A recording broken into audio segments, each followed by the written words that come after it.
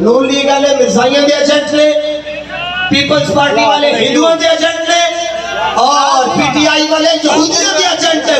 باقی مسئلہ رہ گیا ٹی ایل پی کا، اس کا ایک پلو بابا جان کے ہاتھ میں ہے، دوسرا رسول پاک کے ہاتھ میں ہے۔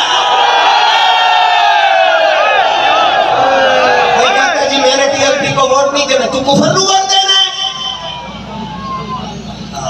تو علامہ فرماتے ہیں قوم کی تقدیر وہ مرد درویش، وہ مرد درویش جو بھی آنے والے ہیں۔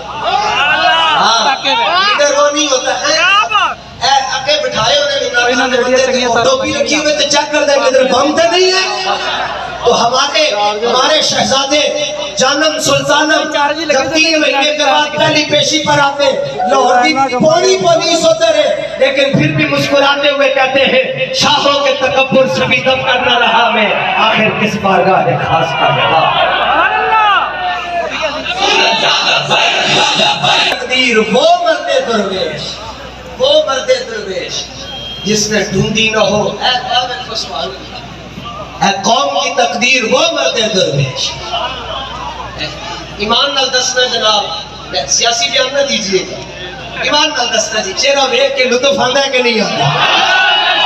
اچھا ایک نواں وائرس آیا جی، جی میں کرونا ختم ہوا نواں آیا، کہنا جی 7 سال پر 27-28 سال کے ہیں، ابھی تو ہندے ہی ہیں۔ میں کہا چلیا تیروں اتنا نہیں پتا شیران دا پتر بھی شیر ہوتا ہے۔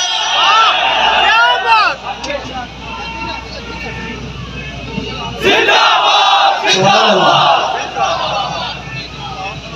زندہ باد زور میں کہو تاکہ مرزائیوں دیا منشی الٹی ہو جائیں۔ تاجدار ختم نبوت، زندہ باد، زندہ باد، تاجدار ختم نبوت، زندہ باد، زندہ باد۔ حضور کا دین تخت پر آنا ہی آنا ہے انشاءاللہ۔ ایک کوئی بابا جی انشاءاللہ ایسے اور بار بار کہنا پڑے گا بعد ہی پہلے ہی تیار ہو جاؤ، حضور کا دین تخت پر آنا ہی آنا ہے۔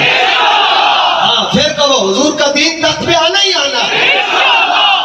سورہ حج دی آیت نمبر 15 اللہ فرماتا ہے نا من کان یظن ان لن ینصرہ اللہ فی الدنیا فلیمدد بسبب الی السماء، فرمایا جو یہ سوچتا ہے کہ اللہ اپنے حبیب کی مدد نہیں کرے گا دنیا اور آخرت میں، وہ آسمان کی طرف رسی لٹکائے ثم لیقطع، پھر پھانسی دے کر مر جائے، وہ مر جائے گا لیکن اللہ دنیا میں بھی اپنے حبیب کی مدد کرے گا اور آخرت میں بھی اپنے حبیب کی مدد فرمائے۔